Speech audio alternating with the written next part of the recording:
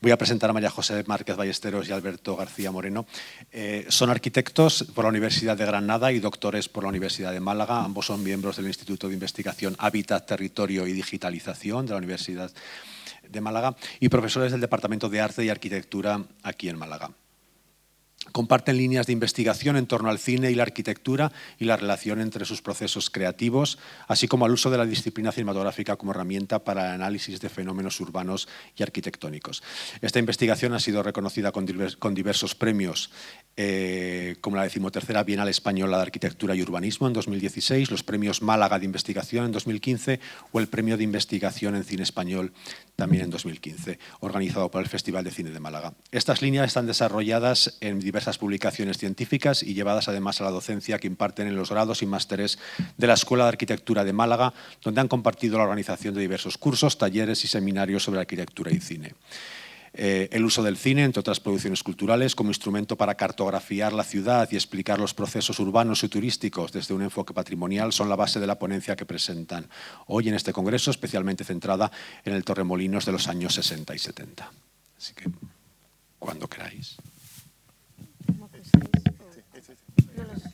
No. Es que no funciona.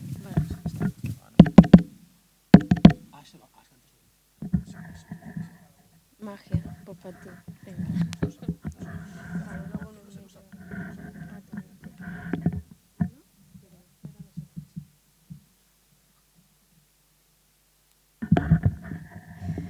Bueno, buenas tardes a todos. Muchísimas gracias a nuestros compañeros que nos han precedido, a la organización del Congreso, y muy contentos de estar en esta mesa. No han adelantado, así que más contentos todavía porque yo creo que tenemos muchas confluencias. Alberto va a hacer la parte central, ¿no?, que tiene más que ver con el título y que tenemos en la ponencia del Congreso. Pero yo voy a haceros el quiénes somos, de dónde venimos y hacia dónde vamos, más o menos. Y con este preámbulo de cómo entendemos el cine como un depósito también de memoria y de pensamiento.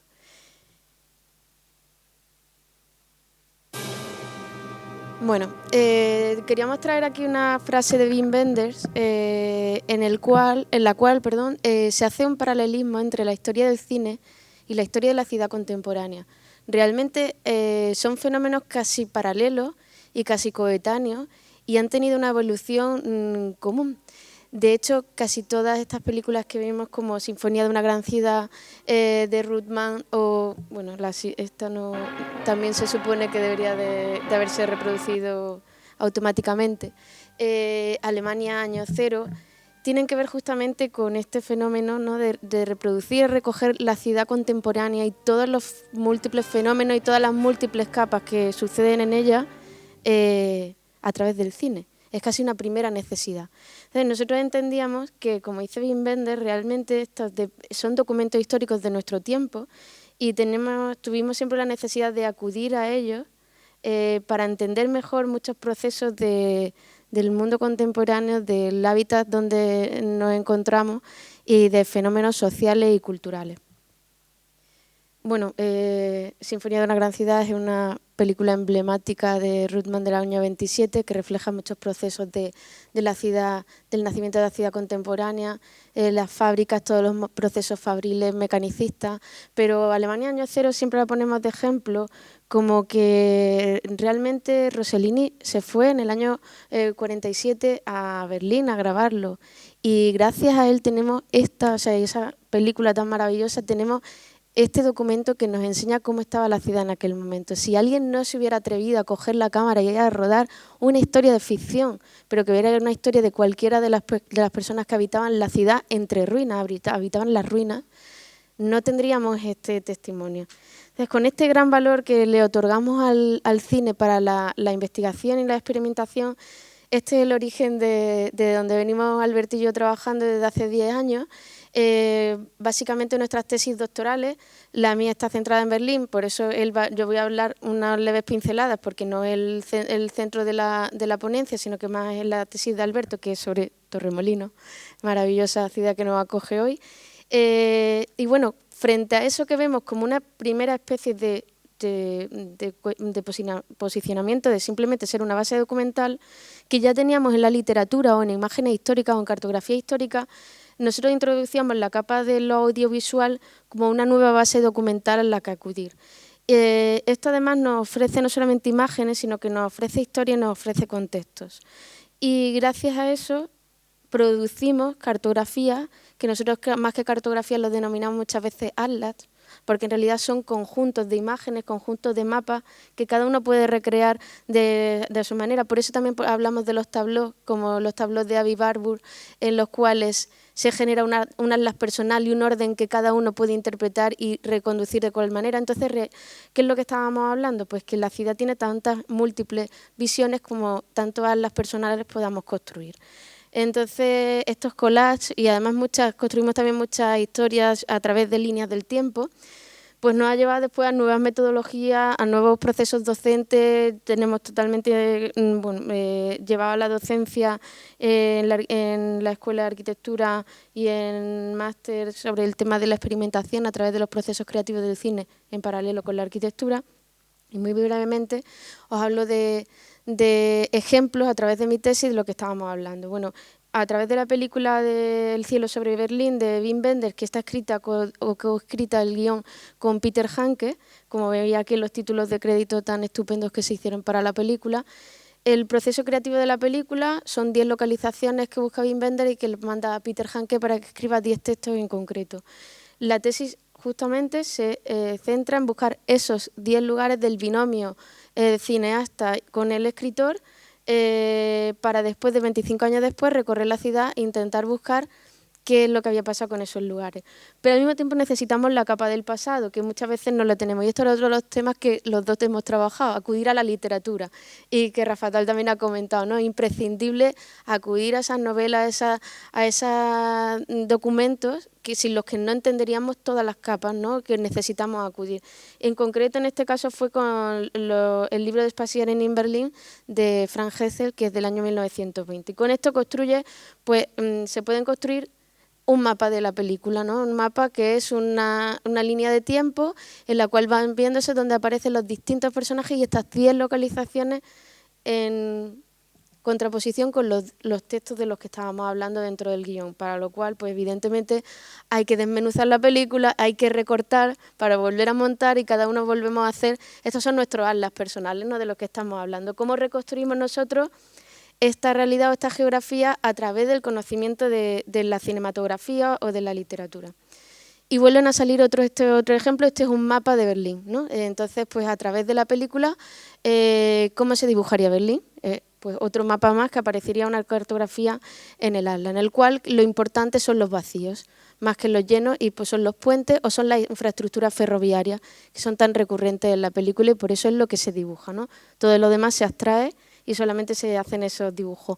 O la evolución de dos lugares que nos hace reconocer cómo está en un momento determinado tras unos bombardeos una ciudad y cómo se percibe actualmente, para descubrir elementos patrimoniales, como también veremos con la parte de Alberto, ¿no? Entonces, cómo descubrir dónde se esconden algunos elementos patrimoniales dentro del Berlín actual. Todo esto son dibujos de la tesis, porque es un poco nuestro trabajo, ¿no? Redibujar.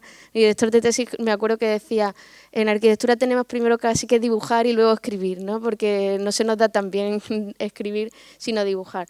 Y bueno, pues descubres cómo dentro de un edificio como el Sony Center, donde se reside la Berlinale, pues hay escondido un hotel tan maravilloso como era el Hotel Esplanade y está hecho trozos, está hecho un collage y hay que buscarlo, ¿no? Pues eso se descubre gracias a la película. Y otra cartografía sobre cómo han cambiado estos 10 lugares, ¿no? Entonces, qué transformaciones han tenido, qué influencias tienen en la ciudad. No me puedo parar mucho, pero eran como distintos ejemplos para que podáis entender pues en qué trabajamos mi compañera Alberto y yo. Y ya como punto final, ¿dónde nos encontramos, hacia dónde miramos?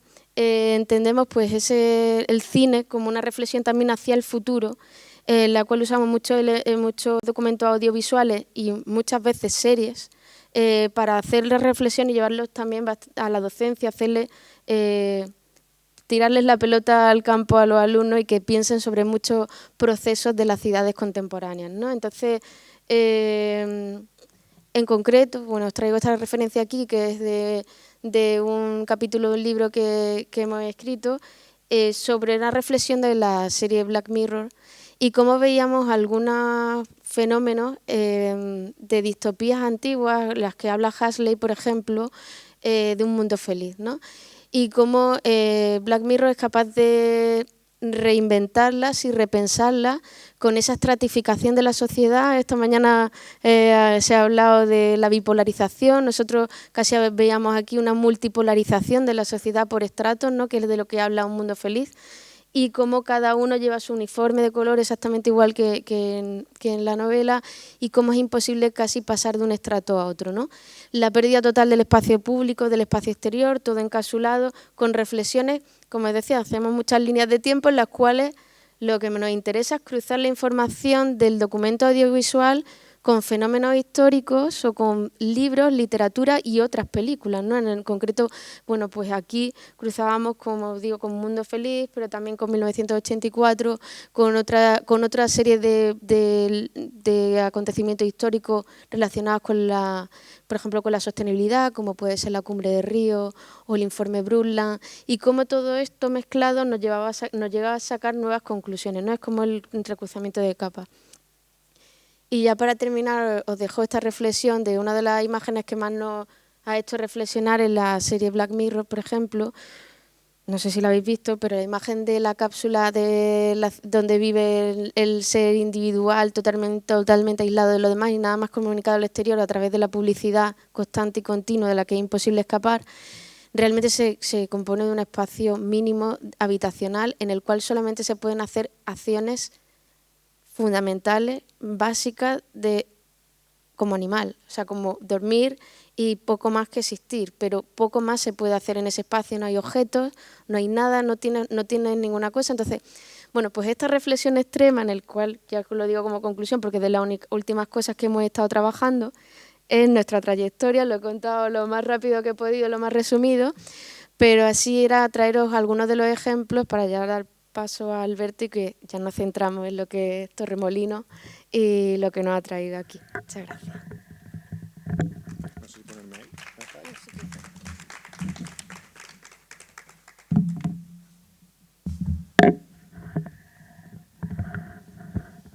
Bueno, buenas tardes. Hacemos un salto mortal con doble pirueta desde Berlín hasta Torremolinos, aunque al final un poco todos los procesos culturales y artísticos, salvando las distancias, pues podrían ser equiparables, ¿no? Pero traer esta metodología que ha explicado María José de utilización del cine, de los documentos audiovisuales como documentos también históricos, como archivos documentales para extraer en ellos o para analizar en ellos fenómenos urbanos, arquitectónicos, culturales, pues esa misma metodología, como digo, es la que utilizábamos para trasladarla a la Costa del Sol en general y a Torremolinos en particular, ¿no? Como arquitectos con una formación en patrimonio, nos dirigíamos a Torremolinos hace ya algunos años, bueno, sobre todo buscando esa arquitectura de la que hablaba Rafa Tal, ¿no? Esa arquitectura moderna, esas corrientes modernas europeas que llegan a España con cierto retraso, pero que terminan llegando. Pero claro, te metes en Torremolinos y compruebas que la arquitectura es casi lo menos importante o por lo menos no es lo único fundamentalmente, ¿no? Entonces, buscando arquitectura te empiezas a encontrar todo ese contexto para el cual la arquitectura y la ciudad sirve de soporte, que son todos esos fenómenos culturales, esos productos culturales que son fruto de la actividad turística que eclosiona en los años 60, en los años finales de los 50, 60 y 70, ¿no? Entonces, bueno, puesto que nos encontramos en el contexto del laboratorio de turistificación, como había avanzado antes Bill, ¿no? Pues veíamos la Costa del Sol, evidentemente un actual destino turístico ya maduro, pero que en su origen, digamos que podíamos hablar de un incipiente y un impactante proceso de turistificación, ¿no? Podíamos hablar de la primera proceso de turistificación, ¿no? Que más allá de ese rédito económico y mercantilista que puede suponer estos procesos turísticos, pues generó toda una producción cultural moderna ligada a ese turismo de ocio, de masas, que se convirtió en una identidad, una memoria alternativa, posiblemente poco explorada, como decía Rafa Tal, hasta hace poquito, poco explorada, poco reconocida, considerada incluso banal, de ahí un poco el título, ¿no?, de la ponencia, ¿no?, esa banalidad, pero que sin embargo proponíamos esa consideración desde el punto de vista patrimonial contemporáneo, con criterios contemporáneos, ¿no? De ahí el título de la banalidad patrimonial, ¿no? Claro, esto tiene que ser una concepción alejada de esos parámetros tradicionales con los que tradicionalmente se ha considerado al patrimonio, ¿no? Esto supone reconocer el territorio de la Costa del Sol, de Torremolinos especialmente, desde los objetos, desde los lugares, desde sus arquitecturas, por supuesto, desde sus espacios, sus ambientes, sus escenarios fílmicos, que, como decía antes, se han considerado prácticamente banales, ese cine, esa literatura. Bueno, coincido con Rafa Tal, que son auténticas joyas, pero que desde el punto de vista artístico, ¿no?, esas películas del landismo, del desarrollismo, son consideradas casi hasta banales, ¿no?, sin mucho valor artístico, casposas, ¿sí? Sería la... Pues... digamos que proponemos casi como nuevos ítems monumentales, ¿no? Hablando de monumentos, ¿no?, y entendiendo el concepto de monumento como lo interpretaba Robert Smithson en su viaje a su Passaic natal en Nueva Jersey, donde en ese viaje de su vuelta a casa pues empezaba a registrar y a localizar elementos, como podía ser la fuente de agua, la farola, el arenero donde jugaba de pequeño, como nuevos monumentos de ese nuevo viaje a sus recuerdos, a su identidad y a su memoria, ¿no? Pues en esa consideración monumental es en la que nos basábamos para considerar estos nuevos monumentos, estos nuevos elementos, ítems patrimoniales de Torremolinos, ¿no? Bueno, partíamos de esa consideración patrimonial en cuanto a que el patrimonio, especialmente en los últimos años, ha tenido una ampliación constante a partir de su núcleo tradicional, de estos monumentos que tienen un criterio fundamentalmente cronológico, histórico. Algo era un elemento era patrimonial si cumplía una serie de requisitos fundamentalmente cronológicos, y en los últimos años el concepto de patrimonio se ha ido ampliando, donde también se incluyen pues, bienes y valores culturales, tangibles e intangibles, visibles e invisibles, como pueden ser bueno, pues, el paisaje, el conocimiento, los usos, las costumbres, etcétera, ¿no? Y sobre todo también parte esta consideración patrimonial contemporánea de la cada vez mayor presencia en esta categoría de los productos de la cultura pop frente a los seleccionados históricamente por esa élite que era la que encargada de considerar qué era y qué no era patrimonio, ¿no? Bueno, pues con estas premisas nos dirigíamos nuestra mirada a Torremolinos, donde un lugar en el que este impacto del fenómeno cultural turístico en la Costa del Sol tuvo especial repercusión instantánea, impactante, y se convirtió, como ya sabemos y como ya se ha tratado en este panel, como modelo y como referente cultural a nivel internacional y nacional, ¿no? Ahí tenéis un fragmento, ¿no?, de uno de esos libros que hablaba Rafa Tal, ¿no?, Hijo de Torremolinos, de Michener, donde hablaba de Torremolinos, ¿no?, y se preguntaba si era buen sitio Torremolinos, ¿no? Bueno, lo describe y dice que un lugar, un refugio en el que se puede huir de la locura del mundo, pero que resulta un refugio totalmente loco, ¿no? Bien, un lugar, como ya hemos dicho, que a partir de los años 50 se produce la revolución, se convierte en el centro neurálgico de toda la actividad turística europea, ¿no? Ya había algunos establecimientos turísticos antes de esta época, lo hemos visto antes, pero hay un hecho, como ya también se ha comentado anteriormente, la construcción, ¿no?, del primer hotel de lujo, el Hotel Pez Espada, en el 58-59, que es una especie de pistoletazo de salida de todo este fenómeno. Su inauguración merece una especial mención por lo que simbolizó y por lo que representó en ese entendimiento de una nueva época, de una nueva modernidad que, como decía antes, llegó tardía a España, pero que interpretaba la costa y la imagen del litoral como una especie de laboratorio de experimentación de las prácticas más novedosas, ¿no? Como antes hemos dicho, esa isla en el desierto, ¿no?, donde todo ocurría y no ocurría en ninguna otra parte del mundo, ¿no? Además, la influencia de la construcción de este hotel, con esta cultura, con esta arquitectura moderna, la influencia fue todavía más profunda, supuso un estímulo para el crecimiento, para la creación de una infinidad de establecimientos hoteleros y residenciales, todos estos conjuntos residenciales gigantescos, el Playa Mar, el Eurosol, la Nogalera. Y bueno, ahí tenéis una imagen de elaboración propia también de todos los hoteles que a partir del año 58, 59, pues era, digamos, exponencial el crecimiento de cada año de la cantidad de hoteles y de establecimientos turísticos que aparecen con la construcción del Hotel Pez Espada. Algunos que ya existían en los años, las décadas anteriores, pero que a partir de ahí, como veis, todo se crece exponencialmente y algunos que no caben, pues solo aparece el nombre, no aparece foto porque ya no caben en esa diapositiva, ¿no? Bueno, pues Torremolinos se convierte en definitiva, como ya sabemos, en ese soporte de la actividad turística que produce una ingente cantidad de productos culturales, entendidos generalmente como banales, como triviales, como pertenecientes a una categoría de consumo, que poco tenían que ver con esa categoría de excelencia que manejaba el patrimonio tradicional, ¿no?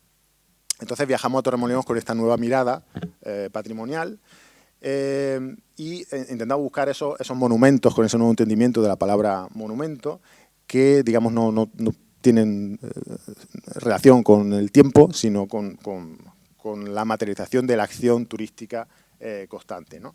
Reconocemos ahora a Torremolinos por lugares, por edificios, por espacios, por ambientes, por escenarios, y al volver ahora, o unos años cuando hicimos esta investigación sobre esta localidad, al recorrerla, al reconocerla con esta visión patrimonializadora, pues digamos que lanzamos esa hipótesis de un pasado escasamente reconocido que deseamos y proponemos reconocerlo desde el punto de vista patrimonial, ¿no? Hemos recogido una especie de archivo, de catálogo, de inventario, como queramos verlo, una especie de historia documental de ese imaginario turístico y cultural de Torremolinos de las 2 primeras décadas del fenómeno de masas turístico y que, bueno, ya hemos visto en esta sala estas cuestiones, ¿no?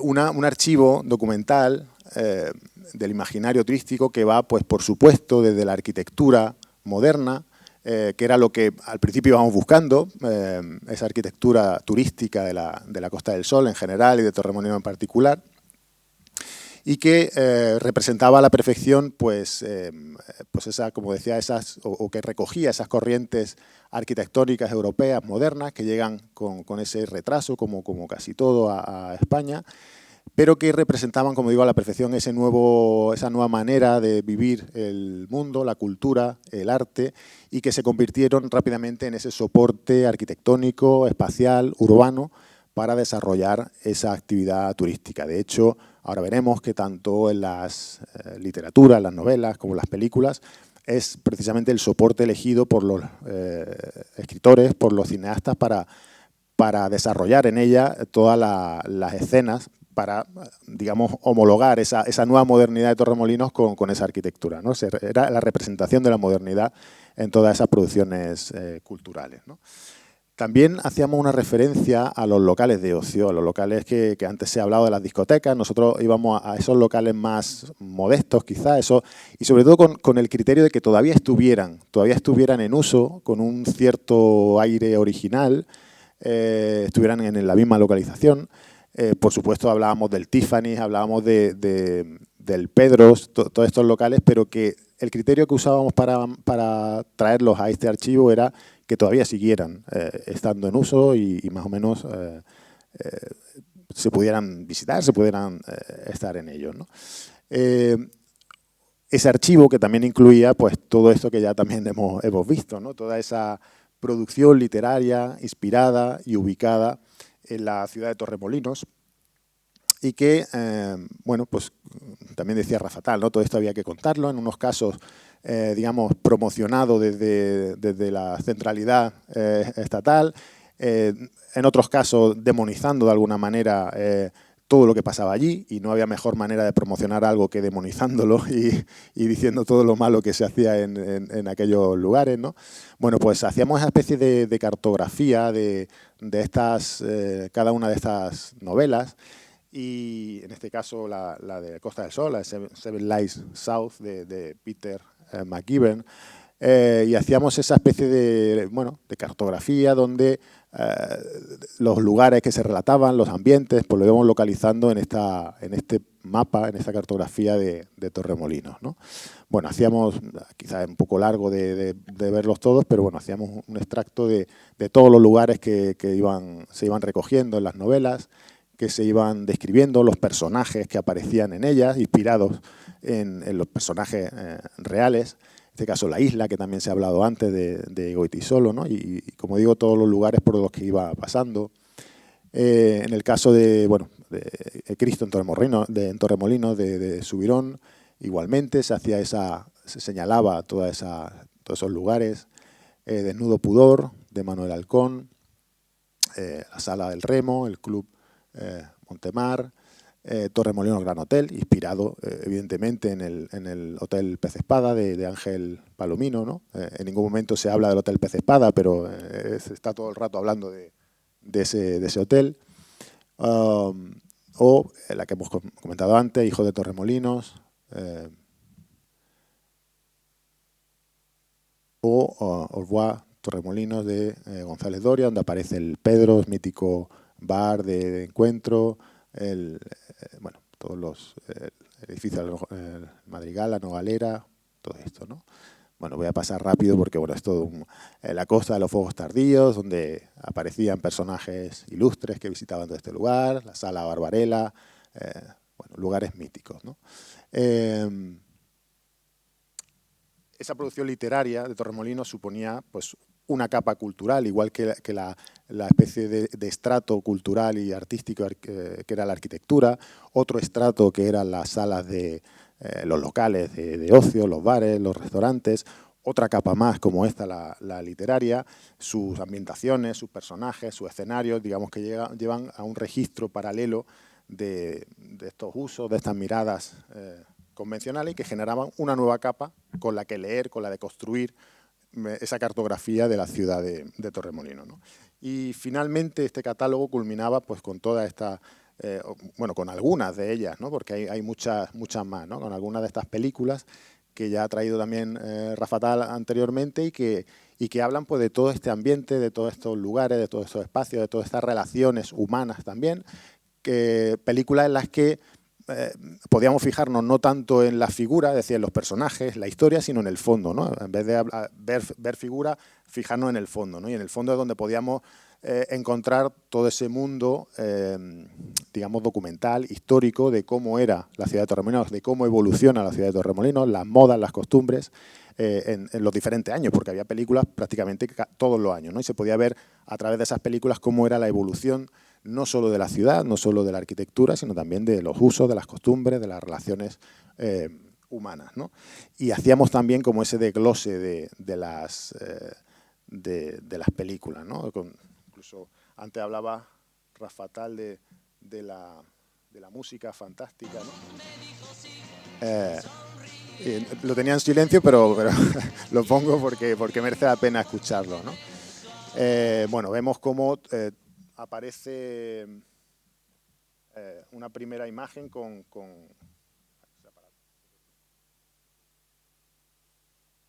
la arquitectura moderna, ¿no? Casi todas las películas empiezan con esa panorámica de la arquitectura moderna, en este caso el conjunto Eurosol, de los hoteles, de las playas, de las relaciones humanas, panorámicas de la ciudad, en este caso una panorámica de la ciudad en el año 66, con lo cual podemos tener esa imagen urbana, ¿no? Urbanística incluso, del año 66, de cómo estaba la ciudad, de qué había construido, de qué no había construido. Bueno, el Pedros, algo que es recurrente, ¿no? La imagen del cartel de Torremolinos que tenéis ahí en la esquina, ¿no? En casi todos los inicios de las películas aparece el cartel de la carretera en Torremolinos y además filmada en coche. También el coche como ese elemento que también surge en esa época como un elemento de independencia, ¿no?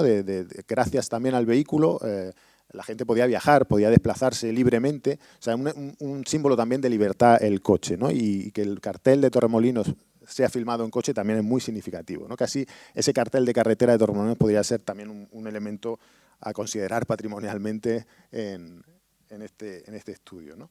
Bueno, en este caso Amor a la Española de Fernando Merino del año 1966, ¿no? O o esta, ¿no? Una vez al año, ser hippie no hace daño, donde de pronto aparece la tipología residencial, o más bien turística, del camping, ¿no? Que también era una novedad en este momento. De nuevo, esa imagen en vehículo, donde hay una panorámica de toda la ciudad, donde aparece de nuevo el conjunto Eurosol, los locales de ocio, panorámicas de la ciudad, diferentes, siempre filmado en movimiento, siempre filmado en coche, ¿no? Y bueno, más allá, como digo, de las historias que se contaban, pues si nos fijamos también en el fondo, los paisajes, los escenarios, podemos registrar también la ciudad en esa época, ¿no? En este caso, Javier Aguirre, de 1968.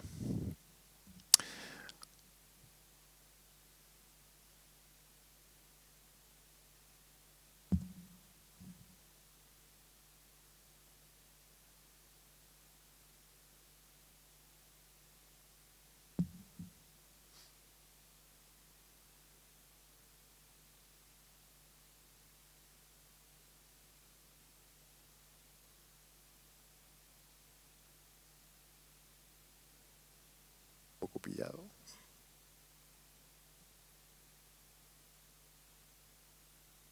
Sí, eso he hecho.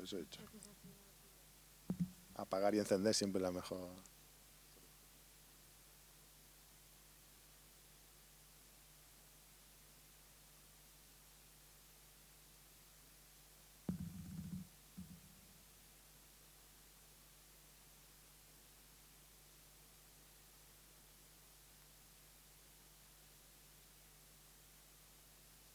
Pasamos todo lo que hemos visto.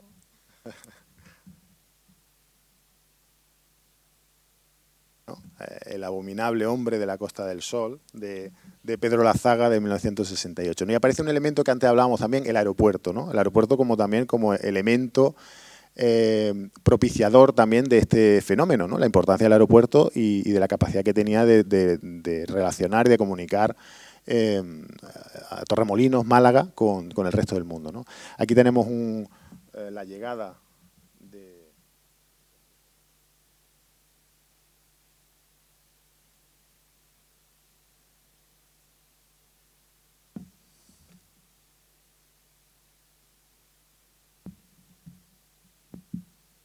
Perdona, no sé si es porque le está leyendo desde el pendrive y está con los vídeos, está un poco cargado.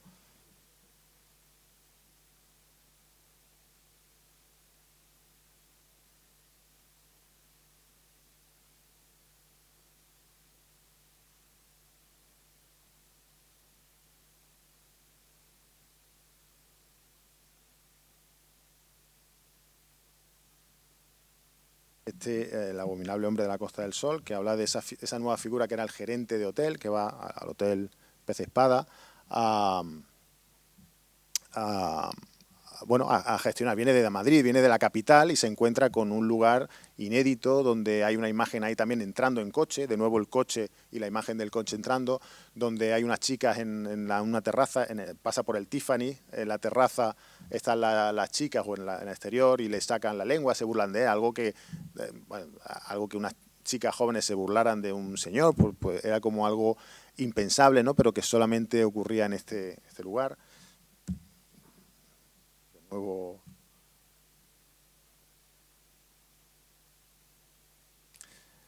Bueno, Manolo Lanuit, que inaugura o bueno, forma parte de esta película del landismo, ¿no? Donde Alfredo Landa tiene ese protagonismo. De nuevo el cartel, como es de Remolino, entrando en coche en la ciudad, todos los lugares de moda, el Pedro, todos los hoteles aparecen, no se ve, pero aparecen todos los guateques, las fiestas, donde son casas de lujo, donde se celebraban los guateques, es decir, crea toda una ambientación. En el año 73 nos puede dar también una imagen de lo que estaba pasando en aquel momento, las modas, las vestimentas, los usos. Esto ya ni siquiera el escape funciona. Quedan muy poquitas, quedan 5 diapositivas nada más.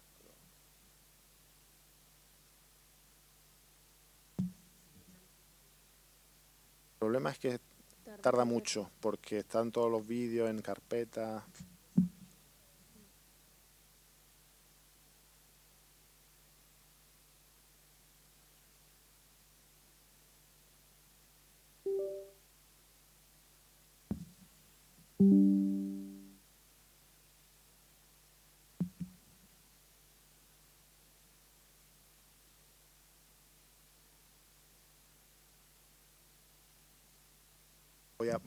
no voy a poner la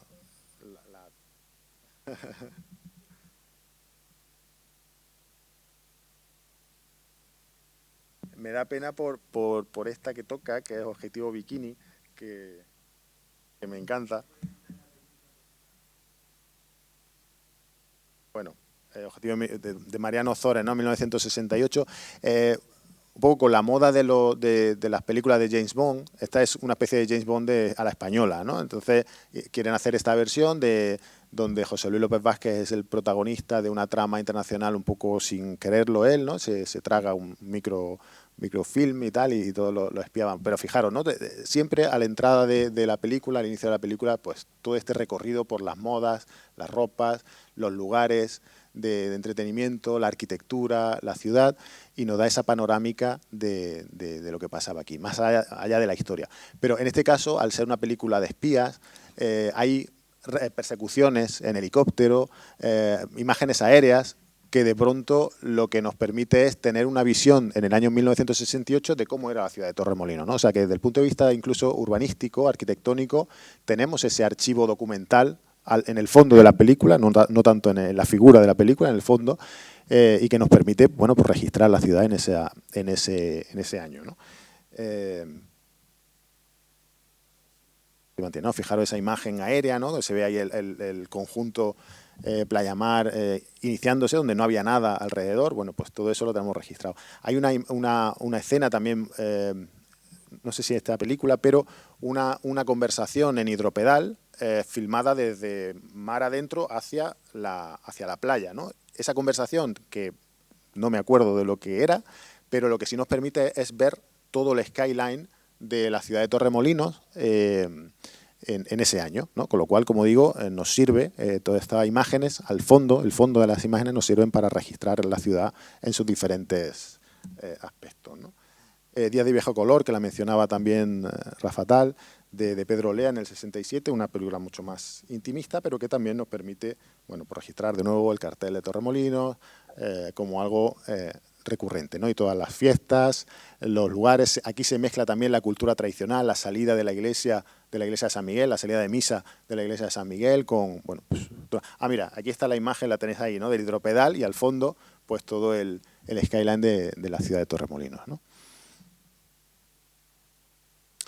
El coleccionista de cadáveres, que también lo hemos visto antes, de Santos Alcocer, del 67, y bueno, pues todo un poco los elementos que ya hemos visto, casi recurrentemente aparecen en todas las películas y nos sirven para esto, ¿no? De nuevo se mezclan imágenes de la vida tradicional, de esa cultura autóctona de Torremolinos, mezclada con esta cultura nueva de lo moderno que de pronto se explota, ¿no? Aquí en la ciudad, ¿no?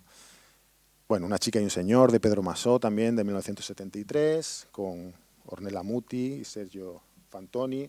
Aquí hay una escena con el Hotel Tres Calaveras de fondo, una escena en la terraza, pues bueno, con una mirada perdida de la protagonista, que hay un paneo de la cámara y nos muestra perfectamente en el año 73 cómo era la ciudad en aquel momento, ¿no? Muy rápido. Y una mención aparte, ¿no? De esa película de Pablo Berger, de 2003, de Torremolinos 73, que es justamente, digamos, una película patrimonializadora, ¿no? Está hecha en 2003, no está hecha en esa época, pero que de alguna manera hace un homenaje a todo ese mundo, a todas esas películas que se ruedan en los años 60 y 70, y que gracias a trucos de cámara, a movimiento, lenguaje de cámara, forzando un poco los ángulos, pues digamos nos traslada al Torremolinos de los años 60, cuando estamos filmando edificios del año 2003, ¿no? Pero que de nuevo aparece el cartel de Torremolinos, como veis ahí arriba, entrando a la ciudad en coche, es decir, utiliza recursos que se utilizaban en aquella época para dar esa visión casi patrimonializadora como homenaje a todo este cine, ¿no? Me caché la más. Ya era la última.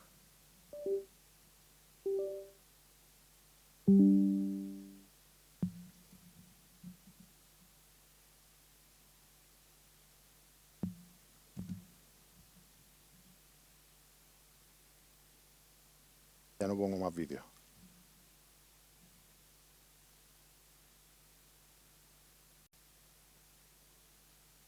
Ya termino, estoy terminando ya. Es la última. Me queda la última.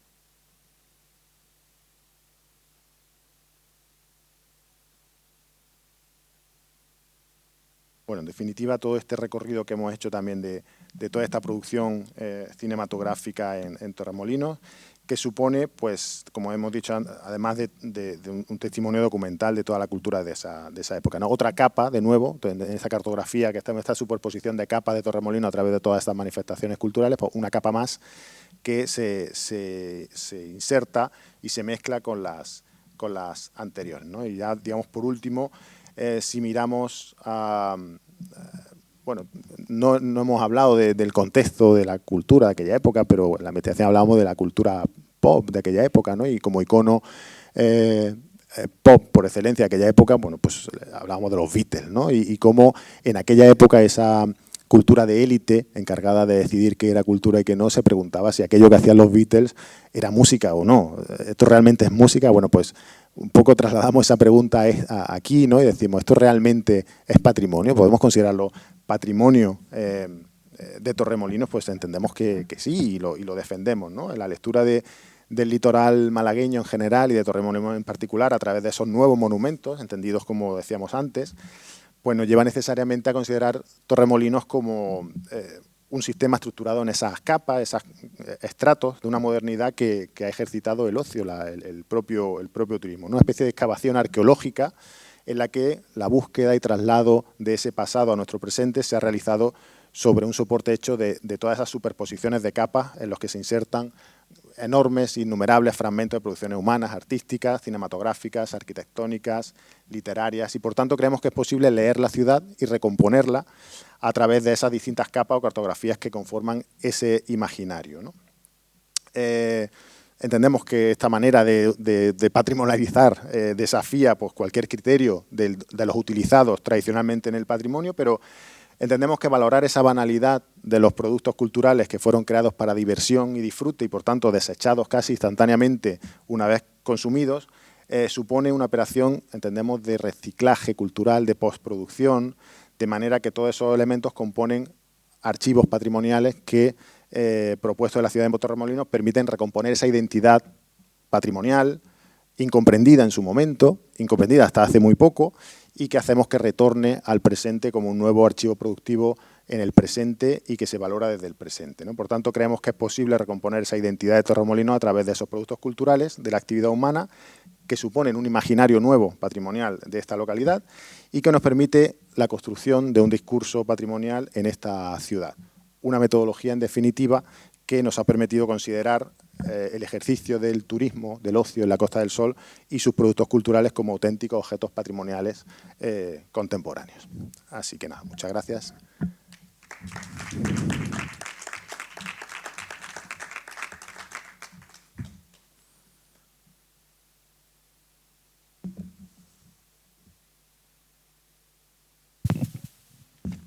No, tenemos que poner la película ahora. ¿De quién depende la proyección? Ah, sí.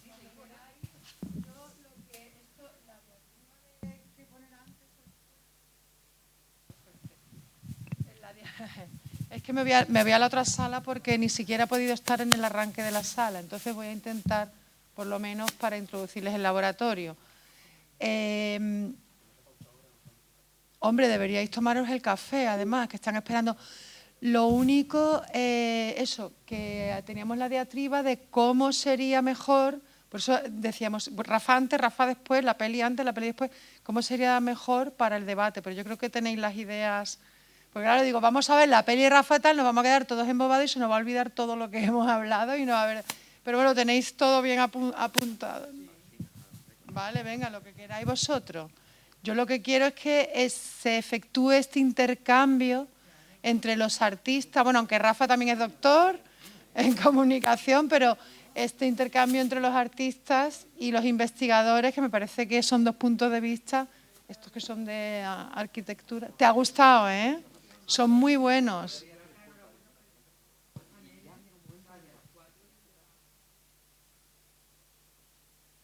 Gracias. Sí, esta era la idea original.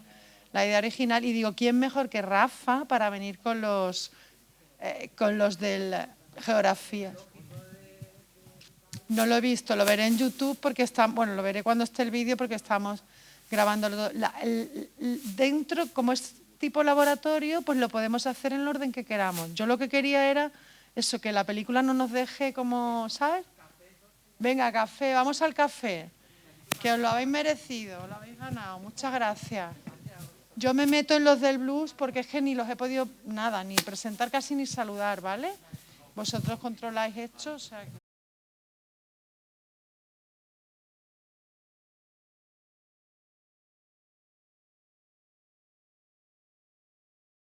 Pues con el permiso del señor presidente de la mesa del panel, voy a proceder a poner el descarte, ¿vale?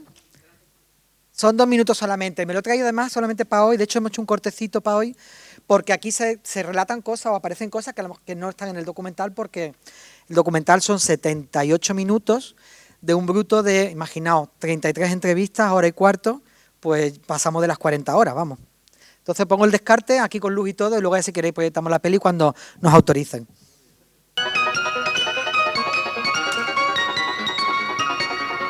No, en aquellos tiempos le damos cariño, mucho cariño, mucho cariño. Venía cualquier turista y le abrimos las puertas de lo que es la vida, de lo que es Andalucía, la gracia de Andalucía, esa gracia, esa naturaleza, que es lo que falta hoy.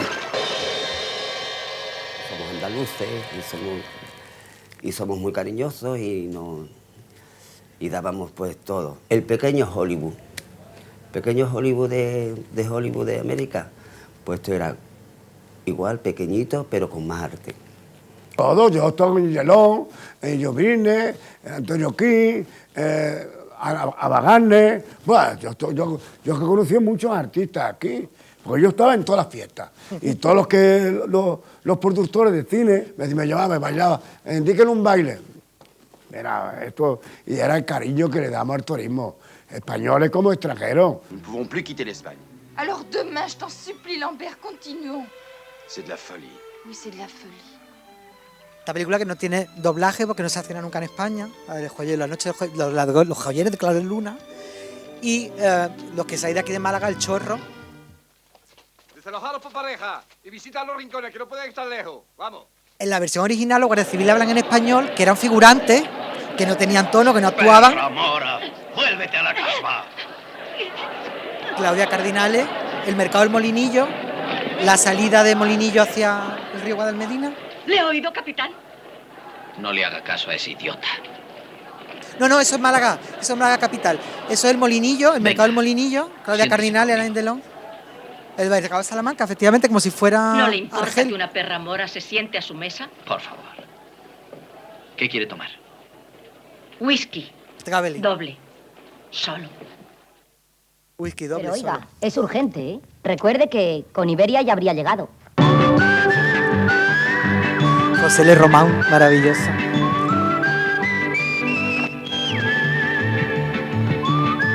¿Cómo es el taxi? Traveling, lateral. No irte, Nailí. Nadie busca. No dejarme nunca. Yo decir muchas cosas, pero ya te veré en Frankfurt cuando juegue el Real Madrid, ¿eh?